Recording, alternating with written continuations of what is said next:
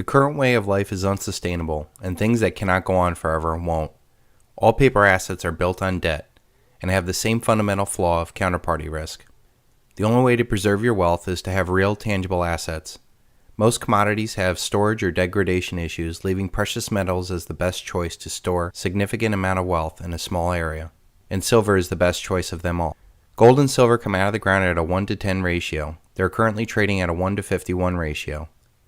We know that all the gold that has ever been mined has been treasured, and silver for the past few decades has been used and abused as an industrial metal, and massive amount of silver has been thrown away in such small sizes that we have used up all of humanity's silver stockpiles. At some point, the real value of silver compared to gold will be recognized, and the gold to silver ratio will blow through the natural 1 to 10 gold to silver ratio, and may overshoot to a 1 to 1 ratio. Throughout all of human history and even 2/3 of the world today, one day of hard human labor has been valued at 1/10 of an ounce of silver. We can see this in Roman times when Roman soldiers were paid 1 denarius, or 1/10 of an ounce of silver, for each day they served.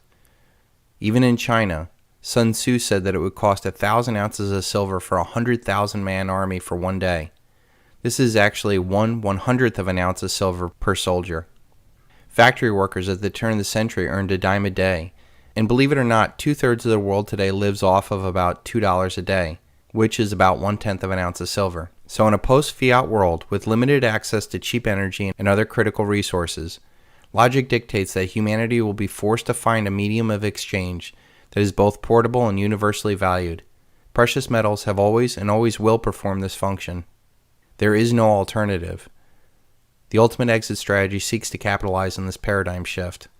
What you are looking at is a 600-year chart of the value of silver and how cheap it is relative to historical values. I do not know how this chart was made or the methodology behind it, but it is by far one of the most interesting charts I've ever seen on silver. One thing I would like to mention before we get started is that this is measured in 1998 dollars, and you would have to double the value of dollars in the chart to deal with the inflation that we've had since 1998. This chart goes back to 1344, when most mining practices were very rudimentary at best. It was a very labor-intensive process of extracting silver from the earth. There are 3 phases of this chart that I would like to focus in on. The first phase is from 1344 to 1477. For the purpose of this chart, we'll call it the European collapse. In 1343, the world's largest banking empire was the Peruzzi and Bardi banking families. They were the first multinational bank, with 15 branches throughout the world, including London and the Middle East. Centered in Florence, Italy, they were the center of trade and banking. The gold florin was the standardized coin for trade. Most of it flowed through Florence, as a midway point from Europe and the Middle East. To facilitate trade, receipts for the gold florin were used as money. Soon the bankers realized that they could print more of these paper receipts, as very few actually took their gold out of the banks. Over time, the amount of paper receipts to the actual gold florin that was in the banking system rose to almost 100 to 1. Eventually, there was more money that was owed than the real capital. This lasted until 1343, when King Edward III defaulted on his debt that he owed to the banks. This was partly because he didn't have the capital to pay back the loans, and he wanted to establish sovereignty over his land and not the bankers. As a result, England used tally sticks for 700 years, as they did not have enough silver in England. Another point that accelerated the collapse of the Peruzzi and Bardi banking empire was the fact that Eastern civilizations were draining Europe of their money through trade. Muslim and Chinese goods were sold, but they did not want European goods in return, so the balance was settled with silver and gold. This acted as a steady decline of real wealth out of Europe and the banking system. By 1345, the Peruzzi and Bardi banking empire collapsed. With the banking system collapsed, there was no money for trade. It did not take long before commerce was disrupted all over the continent. Without trade, there would be no money for seeds, and food didn't get planted. Soon people starved and social contracts were broken. This eventually led to the plague and the Black Death that nearly wiped out 25 to 30% of the European population. It was so bad that people resorted to eating tree bark, and they were too weak to even bury the dead. People like Ben Bernanke worry about the Great Depression, but that would actually be the best case scenario. Because when world commerce stops and credit stops, food and fuel will stop. And once you introduce scarcity into a world, people get crazy. Not only will they break their financial contracts, they will also break their social contracts. The Peruzzi and Bardi banking empire was a worldwide fractional reserve banking empire that went bust. When the debt became so large that it could not be serviced, people wanted their real capital out of the banks, collapsing the illusion of wealth. Under the hundreds of paper claims on the wealth, there was no real wealth to be had, as anybody who was smart pulled their gold out of the banking system before people realized that the jig was up. This is very similar to where we are now. Paper assets are levered on top of each other in this paper Ponzi scheme. Paper money is leveraged for loans for consumer debt, which is levered to commercial loans for businesses, which levers the real estate market, which levers the government tax receipts, which levers the bonds, which levers the derivatives. And all this debt funds the mechanisms of control that this empire has built. Only real tangible assets provide a safe haven out of this collapse. The collapse of money leads to the collapse of commerce, food, and population. Immediately after the banking collapse, the price of silver dropped in half, but I don't believe that tells the real story of what happened to silver. In the collapse of that proportion, the nominal value of silver may have dropped in half, but if all other assets drop by 90 to 99%, you have actually doubled your purchasing power. This was evident when churches began melting down their bells and religious artifacts to make money, as it was so desperately needed in the economy. As the economy recovered, the nominal value of silver then went up 400%. This came at a time that European silver production peaked in 1384. What is interesting to see is that silver peaked at $806, measured in 1998 dollars. Using today's dollars, it would really be about $1,600 an ounce, since the dollar has lost about half of its purchasing power since then. The next period on this chart is 1477 to 1804, and we will mark this as European dominance. During the collapse of Europe and its eventual recovery, silver became scarce relative to the amount of goods, but that scarcity would soon change. Europe did not fully recover from this collapse for close to 100 years after the Perusian Bardi banking empire collapsed. This resulted in Europe falling behind the rest of the world as other civilizations grew massively. It was not until strong sovereign rulers realized the power that they had to shape their reality and change the dynamic of their kingdoms. Sovereigns took full control over the money and the religion in their lands. In England, we saw the rise of King Henry VIII. France, we saw the rise of Louis XII. The Holy Roman Empire had Charles V. And Spain had Queen Isabella and King Ferdinand. They created business-friendly empire policies that sought to create trade built upon honest money without the influence of bankers. What started out as a way of trying to get better trading routes with Asia through the sea turned into a massive find of new wealth and power. Because Europe was so desperate to find new wealth through trade, they found the New World. They soon realized that they discovered a new amount of wealth and a relatively primitive nature of the indigenous population. And what started out as trade quickly turned into exploitation and genocide. This exploitation and colonization of the New World by the Europeans resulted in an importing of a massive amount of real wealth as it was stripped from the North American continent. Gold, silver, and other commodities were imported from lands and people without the need to trade. This one-way exploitation deal built the amazing cities and capitals that Europe is known for. This funded a global empire that spread throughout the world. This growth led to military growth and more wars for resources and control. This period marked a true loss of purchasing power of silver, as the supply of silver rose dramatically through the use of slave labor and exploitation of the New World and other markets Europeans dominated, like Africa and India. In 1545, the Potosi mine in Bolivia was opened, and it was the largest silver mine of all time. The mining of the mine was one of the most disgusting crimes in human history. It was said that the amount of silver that was mined out of this mountain could have built a bridge of silver from Bolivia to Spain, but it is also said that they could have built another bridge of the same length with the bodies that died mining that silver. I have seen reports where over 8 million Bolivians died in those mines from the barbaric mining practices and exploitation. The average miner only lived to about 35 and usually died of scoliosis, mesothelioma, accidents, and poisonings from various noxious chemicals that are used in the mining process, like cyanide, mercury, and carbon monoxide. One thing I would like to point out during this time of European exploitation was that China remained outside the influence of European dominance. And even though they had no domestic silver production, they went on to reportedly accumulate 40% of the world's silver through trade. The ambition and free trade practices of China allowed them to accumulate so much wealth through trade surplus. I hope you are starting to see the similarities from this chart and where we are today. The Perusian Bardi banking empire was a global Ponzi scheme that collapsed. Other nations not dependent upon the Ponzi scheme recovered quicker, like China, Real tangible wealth is needed to start up the system again, along with a free and fair economic playing field.